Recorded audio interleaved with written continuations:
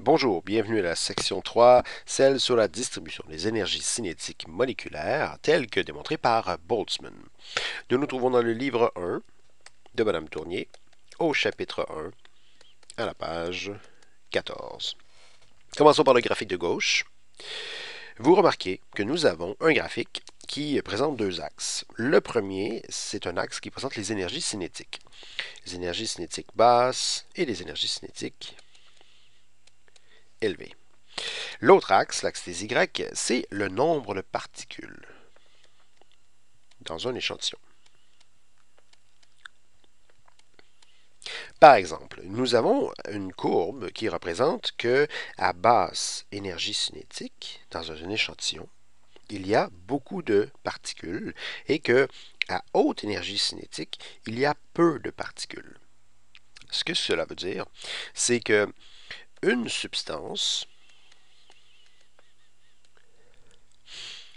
à une température donnée possède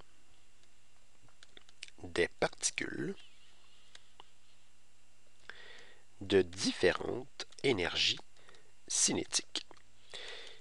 Il y a une distribution des énergies cinétiques. Ce qu'on remarque, c'est que si on a un échantillon qui contient 1 milliard de particules, dans ce milliard de particules-là, il y aura une grande quantité de particules qui auront une basse énergie cinétique et une faible proportion de molécules, ou une faible quantité de molécules, une basse quantité, qui auront une énergie cinétique élevée. La zone colorée ici représente, dans le fond, le nombre de particules pour chacune des valeurs d'énergie cinétique. L'énergie cinétique qui est juste ici, au sommet, se trouve à être l'énergie cinétique la plus probable, c'est-à-dire celle qui va contenir, celle dont le plus de molécules vont posséder cette énergie-là. On peut dire que certaines énergies cinétiques sont plus probables que d'autres, par exemple celle que je viens de signaler ici. Cette énergie cinétique-là est plus probable que les autres.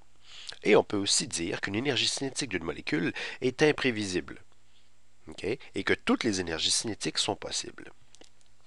Regardons qu'est-ce qui arrive si on prend un graphique qui est une copie de celui de gauche, la température 1 en bleu, représentée ici par la courbe, avec l'énergie cinétique la plus probable avec la pointille ici.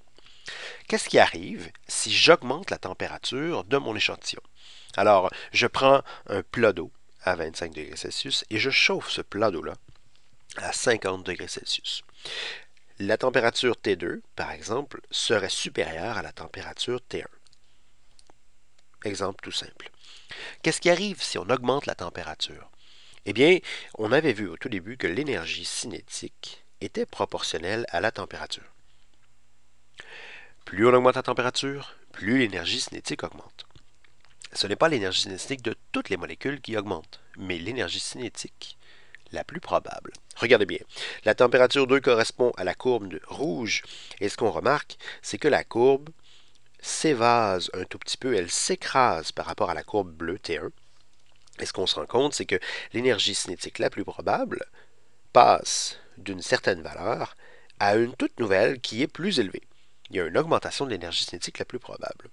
Par contre, il y a moins de molécules qui ont cette énergie-là. Donc, elle est plus probable que toutes les autres en rouge. Par contre, il y a moins de molécules qui ont cette énergie-là. Où sont passées les molécules? Eh bien, si on remarque, il se trouve à avoir beaucoup plus de particules qui ont une énergie cinétique élevée qu'auparavant sous la courbe bleue. Et donc, une grande proportion des molécules à 50 degrés Celsius ont une plus haute énergie qu'à 25 degrés Celsius. L'influence de la température est proportionnelle et influence beaucoup l'énergie cinétique.